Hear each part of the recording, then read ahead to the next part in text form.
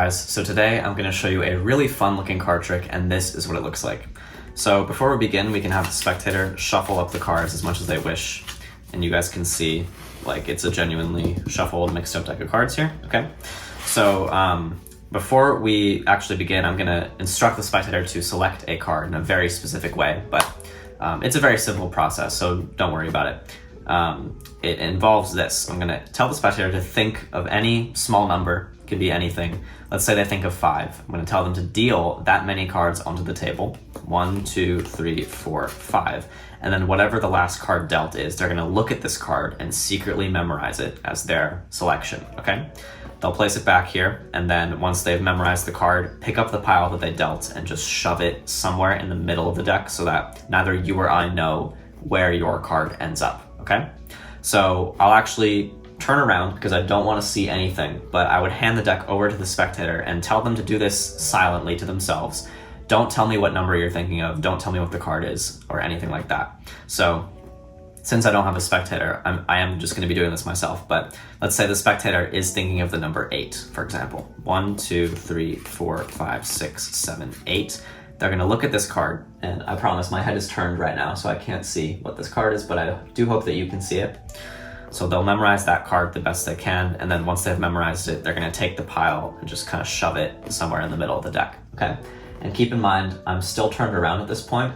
I would actually tell the spectator, do you want to cut the cards? Because you can cut the cards and complete the cut. Do you want to do it again? You could do it as many times as you like, honestly, because I just want that card to be completely lost in the deck, okay? So yeah, you guys can agree this is a completely random position, right? There's no way I can know what your card is or where your card is. And even if I did know what your card was, I still don't know what the number is that you selected because you just thought of a random number.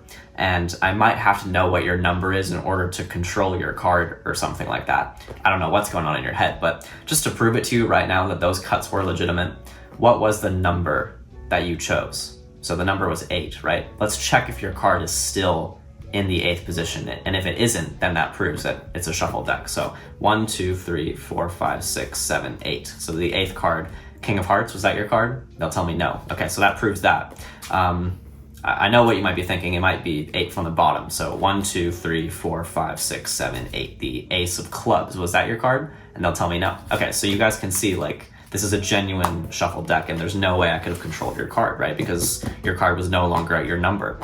So actually, could you do me a favor and just take one of these cards and place it in the box real quick?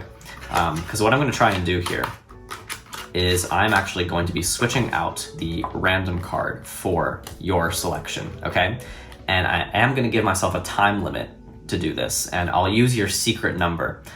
8, was it? It was 8. So I'll give myself 8 seconds to switch out the random card for your selection. Think I could do it? Okay, starting now. 1, 2, 3, 4, 5, 6, 7, 8. I think I've done it. I've switched out the random card for your selection. There we go. They're gonna be like, what? This is not my card.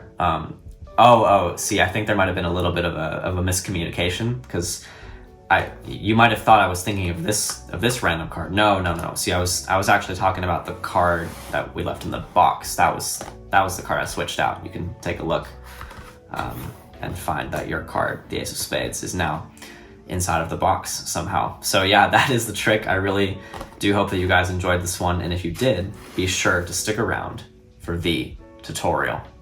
Alright guys, so here's the tutorial for the trick that you just saw. So yes, this trick is completely impromptu. You can do this with a borrowed shuffled deck of cards, which is absolutely amazing. So here's what you're going to need for this trick. All you need is a normal deck of cards and the card box, and you're ready to go. So I'm just going to set the box aside for now. The trick begins with the spectator shuffling the cards as much as they like, and once the deck is shuffled, you're going to be spreading the cards out on the table so that you can show the spectator how shuffled the deck is, and you're secretly going to be memorizing a key card, and the card that I memorize is going to be the 6th card from the top. So it's very simple to do this. you're just going to eyeball 3 cards and then another 3 cards. And this will be the 6th card. In my case here, I have the 10 of hearts. And then I'm going to square up the cards, and I can do a little bit of a false cut if I so please, do a false shuffle just to show that the cards are getting mixed up more, but totally not necessary. But at this point, you're going to instruct the spectator to select a card in a very specific way, and you're going to be showing the spectator an example of how to do this first. So you're first going to tell them to choose any number, preferably a smaller number, but not too small. You're going to give an example of 5, but tell them a number that's a little bit bigger than 5. So you're going to be counting 5 cards though. So 1, 2, 3, 4, 5. And then you tell them to look at this card and remember it. And this is just an example, remember. You're not actually doing anything here. You're not going to actually remember the 2 of clubs, but you're going to tell the spectator that they would remember this card, and then to take the pile that they dealt and shove it in the center of the deck. And then that is all they have to do. So what you've just done is you've secretly placed your memorized key card on top of the deck, because you just removed 5 cards from the top. And this is now the 6th card, which is now the top card. So you're going to turn around and tell the spectator to take the cards, and they can choose any number. It really doesn't matter. Let's say they choose 10 in this case. I'll just show you what a different number looks like. They're going to deal that many cards onto the table. 1, 2, 3, 4, 5, 6, 7, 8, 9, 10. And then they're going to remember this card that they just dealt, whatever it is, Queen of Spades in this case. This is going to be their card, okay? Then they'll leave it back on the pile and then take the entire pile and shove it in the center. So they can do this, and then before you turn around, you're actually going to tell them that they can cut the cards as well. And you purposefully didn't do this in your example because you were aiming to keep your key card on the top, but now that everything is done, you can actually have the spectator genuinely cut the deck and complete the cut as many times as they wish, because now that your key card is in the right position, the cards can be cut and the order will not be disturbed as long as you do this secret little move in the next part. So when the spectator's done cutting the deck, you're going to take the cards back and just quickly spread through the cards, showing that the spectator really genuinely lost their card somewhere in the deck. And you're going to find your secret key card, whatever it was. In my case, it was the 10 of hearts. And I'm going to split the deck at this key card. And what I'm going to do is just secretly cut the deck at this point, leaving my key card at the bottom. And I like to do this personally by spreading to the key card, whatever it is, splitting it, and I'm just kind of gesturing to the spectator. Look, if the deck is completely shuffled, what I'm going to do is I'm going to tip over the pile in my left hand containing my key card. I'm just going to tip it over and then casually tip over the cards from my right hand onto my left, and that will actually secretly cut the deck so that now my key card is on the bottom of the deck. Basically what this will do is it will just take the pile that the spectator put and it will leave it on the bottom of the deck. So as you can see, these are the 10 cards that the spectator had counted beforehand, but this could be any amount of cards that the spectator cut. So now you remind the spectator that the deck is shuffled, and you tell them that even if you did know what their card was, there's still no way that you know what number they chose. And now you're going to tell them that we're going to check if your card is still at your secret number. And if it isn't at your number, then that proves that the deck is mixed up. So you ask them now for the number that they chose, and they're going to tell you 10. So you're first going to count from the top of the deck 10 cards. 1, 2, 3, 4, 5, 6, 7, 8, 9, 10. And then you're going to flip over the 10th card and ask the spectator if this was their card. And obviously this will not be their card, and it won't be their card. And you're going to just set that down onto the table and square up everything. And now you're going to tell them that we can also check from the bottom half of the deck as well. So now you're going to be counting to the same number 10. 1, 2, 3, 4, 5, 6, 7, 8, 9, 10. And this will be their card. But what you're going to do is you're actually going to secretly go past the 10th card and show the card that follows their selection. It seems like it might be hard to get away with, but trust me, it's really, really easy to get away with this, especially if you do it quickly, and the spectator won't really notice this. And also another little subtlety that I do is you want to make sure that you start counting the cards, showing the spectator all the faces, but halfway through, when you're almost at their number, you're slowly going to start to raise the deck higher and higher so that they can't see that their selection is coming up, because you don't want to openly show that you're passing their selection and then you go to the next card, because then they're going to notice that their card is right here. So you're going to count like 5 cards, 1, 2, 3, 4, 5, and now you're going to slowly start raising your hands up. 6, 7, 8, 9, and then you're going to spread off the 10th card, hiding it from them. And immediately move your hand down and ask ace of diamonds, was that your card? And they're going to say no. Trust me, this completely flies by spectators at full speed. It looks like this. So let's check if it's 10 cards from the bottom. 1, 2, 3, 4, 5, 6, 7, 8, 9, 10. The ace of diamonds, was that your card? See, it looks completely natural. The spectator is not going to notice that this is actually the 11th card. So then they are going to tell you, no, this is not my card. And then you're going to do some line like, yeah, so this just proves that the deck is shuffled and your card is lost. And what you're going to do is you're actually going to extend their selection, which is on the bottom of your right hand pile. And you're going to extend the random card here that's on the top of your left hand pile. And you're essentially going to be executing a switch, which looks like this. Your right hand is still positioned upwards, so the cards are hidden from the spectator's point of view.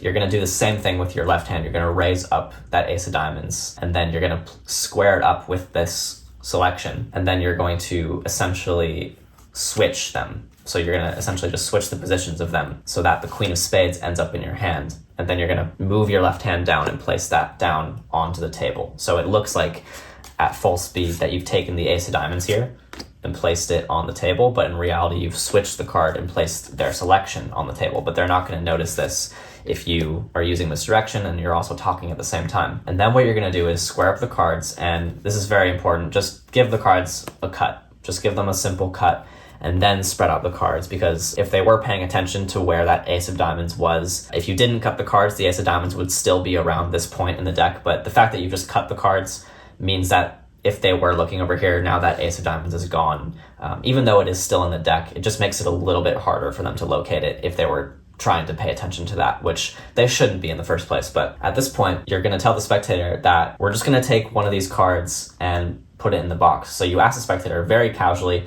can you just pick up one of the cards? You're not telling them to pick up this card, but the fact that you say, can you just pick up one of these cards, it makes it seem like it's a free choice, but 9 times out of 10, they're just going to pick up this top card, which is the selection. And this is the card that you do want them to pick up. And they're going to take this card and shove it inside of the box. Now, for example, there might be an instance where they, for some reason, pick up the other card. If they do that, then just ask them to hand this card to you, and then we'll take the other card and leave it in the box. So you're just going to basically force their selection to be inside of the box no matter what. But like I said, 9 times out of 10, they're just going to pick up the card that's easiest to pick up. So they're just going to pick up the top card, which is their selection. They're going to place it in the box for you. You can even hold the box face down so that they don't have any temptation to flip over the card or anything like that. Just hold it so that they can place it very neatly and cleanly in the box. But once the card's in the box, you're going to pick up this card and you're going to now refer to this card as the random card. But you're not going to say this random card. You're going to continually say the random card. And you're not going to point to this card or anything, because that's the final surprise of this trick, is you're going to basically surprise them by switching out the other card in the box for their card. So now this last part is all just presentation. I like to use their secret number as the time limit to try to switch their card. I just think it's a nice little use of that number still, just to make it seem like it's still relevant, even though the trick is already over. So the number was 10. That's going to give me 10 seconds to switch out their card. 1, 2, 3, 4, 5, 6, 7, 8, 9, 10. And then boom, the card is switched apparently, but they're going to be confused and say, wait, that's not my card. But then you clarify and say, no, I was actually referring to the card that was in the box. And that right there is the final reveal, and that's the end of the trick. So yeah, I think it's a really, really fun little simple misdirection type effect, and I love the fact that it's impromptu. I do think this key card placement idea is a really, really strong idea, and you can use that with other effects as well. You don't have to obviously do the end reveal that I did in the trick, but you can play around with that idea of having a key card on top and then having them deal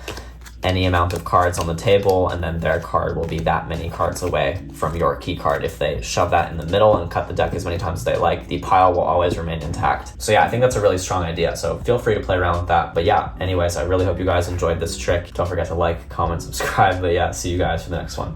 Bye.